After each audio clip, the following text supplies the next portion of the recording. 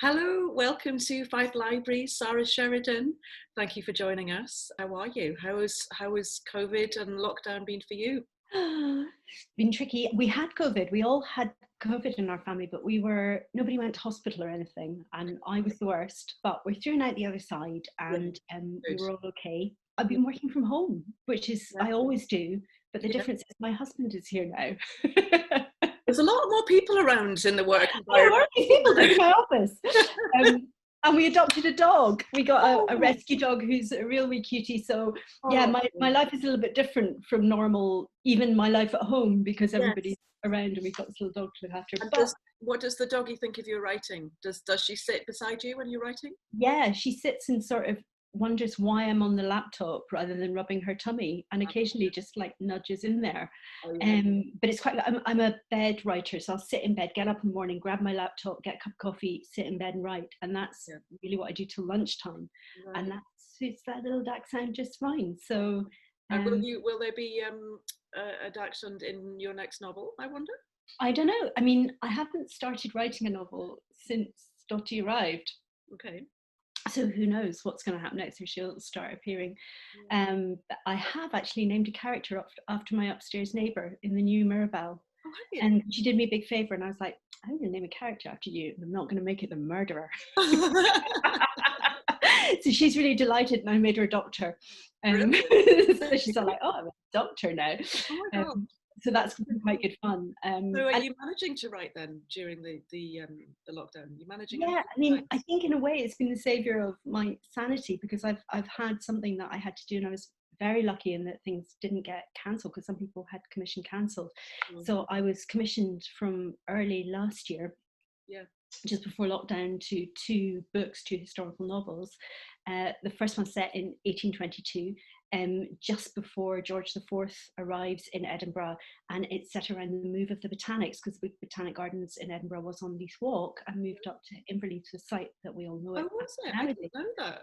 Yeah, in 18, well, it was happening in the early 1820s. It took a few years. Okay. And so I was commissioned to write this novel around that move, really, and then thought I'll pick 1822 because the king's coming anyway, and wrote this. It's sort of like an intrigue, it's a bit of a romp, and it's called The Fair Botanists. And along with my imaginary characters, I have made up some exciting, or I've put in some exciting real characters. So Walter Scott's in it, and Henrietta Liston, who was an amazing female botanist in the era, was in Edinburgh at the time. There's actually quite a large cast of people who were really about. Mhm. So that's quite good fun. Brilliant. And I finished that about 3 months ago. And since then, I've been writing this year's Mirabelle for later this year, which I'd already started, which involves two deaths at a convent just outside Edinburgh in South Queensferry, Uh-huh. called the Little Sisters of Gethsemane. And two of the little sisters die. And I still haven't decided who's done it, although I have written their horrible, gruesome deaths. And Oh, Mirabelle is right down there, and Vesta's gone in disguised as a nun. So all these characters are returning, and yeah. yeah, it's been really nice. But what it's meant is I haven't been able to read. So I'm very jealous of your reading groups and all your library people who are all over social media saying, I read this great book. Yeah. And I Yeah. find if I'm writing, I can't really read fiction And particularly.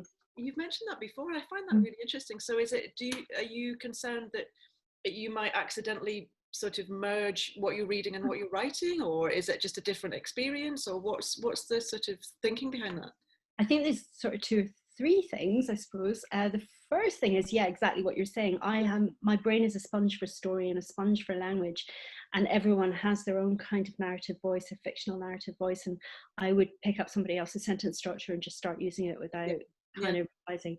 But there's also the kind of imaginative engagement that you have when you are writing, is very immersive, and so you are right inside this story, and it kind of resembles, I think, the imaginative engagement readers have, that thing where you're inside a book, and whatever you're reading seems completely real to you. These characters are Yeah. real. Think of them as real people in real places, even Absolutely. science fiction. Yeah. um, Yeah. so readers have that for a few days or a week or two when they're reading the book, but writers have that right the way through writing. It kind of has to seem right to you. And my theory is this is what makes some writers seem so eccentric. Yeah. Certainly, sometimes I'm a bit eccentric. Um, No, you're because not. you're actually living in this world that doesn't really exist, and all these people are real to you, and you're a bit worried about them and what's going to Yeah. happen. You're sort of living it on a more moment-to-moment basis, perhaps, than Yeah. somebody who's reading, because it's quite a slowish process writing. It's a few months anyway. Yeah. And So yeah, do you find that you identify more with one character or another within your books? And is that who you're saying you're kind of living your characters? So is it sort of one day you'll be living the villain and one day you'll be living somebody else, or is it, do you kind of, do they all exist in your head? yeah, totally. Yeah. It's quite a sort of zany. So I mean, if you said to me, if we were out and you said, "Is Mirabelle Bevan real?" I'd be like, "No." Yeah. But in my head, I'm like, "But I know what she'd think of that question." Yeah. So Completely. I'm so yeah, I really no, but yes. no, but yes. And it's um, something though when you're reading, because you do, and I think that's sometimes why when you have a film adaptation and the main character comes on and you're like, no, that doesn't fit with at all with what I thought, yes, you keep because talking. reading and obviously what you're saying, writing is such a you put your own sort of stamp on it, don't you? And whoever the characters are, they exist very clearly for you. I think as well, our story culture. 200 years ago, our story culture was written mostly. Most people got their stories from books or magazines or whatever. But these Yeah. days, our story culture is visual, because we all watch television, and people watch television every day. So you Yeah. think of stories, your brain is trained to think of stories as visual things. So when you're reading a book, Yeah. you would tend to visualize it in a Yes. way that perhaps a reader 200 or 300 years ago wouldn't have had the same capacity. Same language, Yes. visual language. Yeah. Yeah. And we think there's a very kind of particular structure, particularly to sort of commercial story, Yeah. visual story, and the modern novel in a way is bound by that. Yes. Yeah. Yeah. And so That's it's really really, interesting. Yeah, that's fascinating actually. it's a whole Um, thing. yeah, we've had quite a few of your books within the reading group. No. So, and they always go down really, really well. I Yeah. think at the moment we've got The Ice Maiden Mm. and On Starlit Seas. Mhm. So, I mean, I don't know, how do you feel about people sitting down in a group and talking about your books? I mean, is that a The different? dream. No, that's the Yeah, yeah, dream.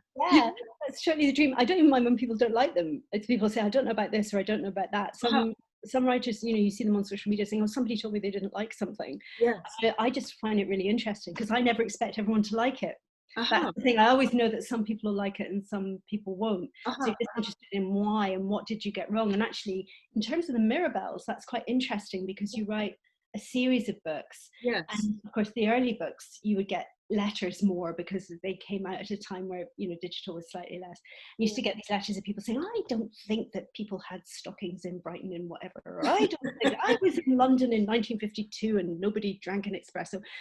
So you get all this kind of stuff, and so you begin to see what stops people reading. And then I stop putting them in, even when they're right.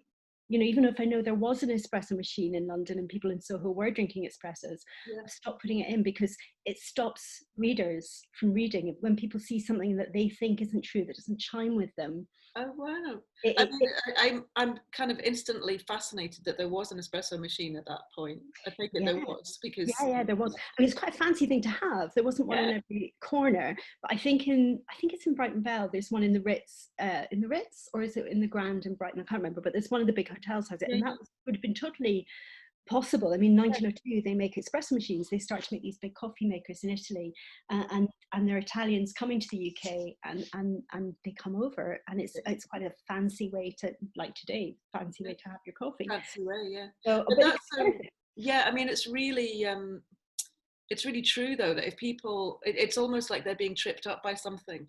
I Um, have it. I have it with every bloody Jane Austen adaptation on television. You're sitting there, and yeah, my dad was an antique dealer, and yeah, so I grew up in an environment where artifacts were really important, and I yeah, know a lot about yeah, like decanters and yeah, tableware and snuff boxes, and you'll be sitting watching this Jane Austen adaptation, and it's yeah. cost like 16 million quid to make, and you'll be like, that decanter. This whole story is complete rubbish. I can't handle it now. I know I'm the same with the Tudors, you know, because their hair is wrong and their dress is wrong. Yeah. And, you know, I mean, it's like, come on. And this doesn't stop me watching it, mind you. And it interrupts your imaginative engagement. It interrupts that thing. Engagement, And exactly. you never want to do that. And for me as a writer, I love reading, and that experience of reading is the dream for me. And so I want it to be as good as it can be for people. There's some snarky people who are always going to think something's wrong, but if I can anticipate a little bit of the stuff that will trip more people up, I try and do that. It's a sort of smoother ride, I guess. Yeah. So I'm just talking about libraries. I mean, what's when you were a child, did you visit the library? You grew up in Edinburgh, did you? Yeah, I was in Edinburgh, on the south side of Edinburgh, and I was brought up in a house where there really weren't very many books. Not because we were poor. People say that and they think you were really poor, and actually we weren't. My dad was pretty loaded, but my mother was dyslexic, and so she never read and still doesn't really read very much. And my dad was a big businessman, and he traveled all the time, worked all the time, and he never would read a book. I don't think I ever saw him read a book really the whole of my childhood. Although now he's retired, he does read a bit more. So we had no books at home. It wasn't something. And here was I, this weird wee girl who was just kind of totally obsessed with story. And I think there came a point where my mother was like, well, she's not going to take up sport like her brothers. I have to get her something that she wants to do, and took me to Morningside Library. Yeah.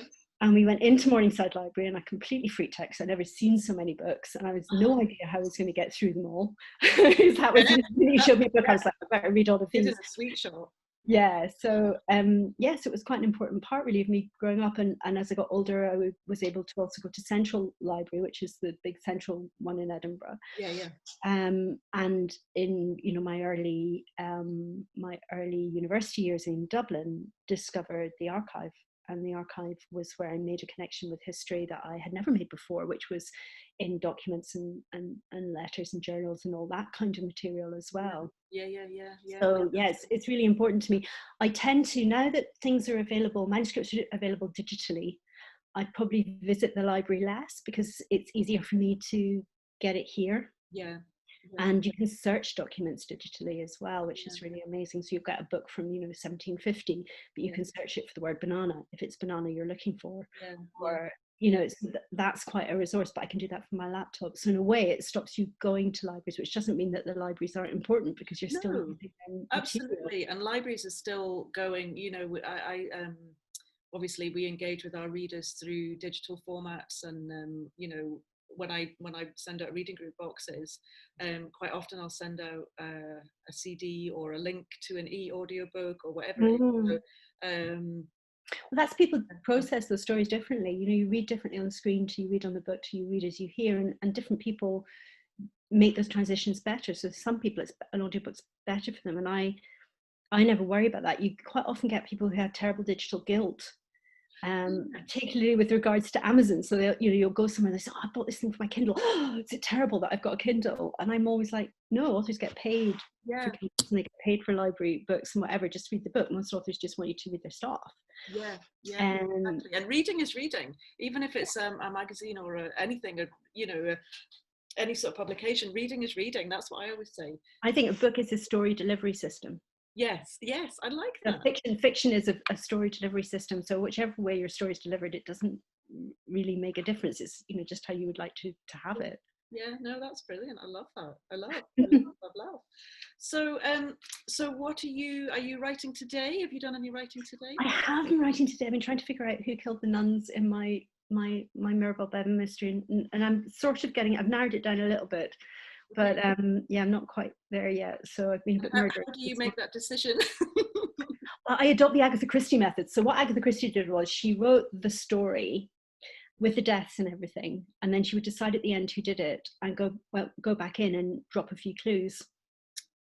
Oh, and that's the Agatha Christie method, and that you do it that way because then you can't be obvious. Yes, because you don't know, if you don't even know yourself. And I get that a lot with the Mirabels. People come back and say, I had no idea who it was to the end, and I'm like, me neither. Inkling? I mean, have you got any sort of inkling? Yeah, I do. I have actually. There's a couple of people at this stage. I'm nearly right at the end. I've only got about less than 10,000 words to write, and there are a couple of people that can't be at this stage. But it's been a real struggle with this one, and I think it's writing two novels back to back as I have, Yeah, it's quite the imaginative stretch, and actually probably need a couple of months of just reading and not creating story next. So I'm actually quite looking forward to that. When I've finished this, I have a read through of the layout of the Fair Botanist, and then that's me probably for a couple of months. Yes, That's my plan. that sounds amazing. Well, listen, thank you so much for talking to us. It's so nice to see you.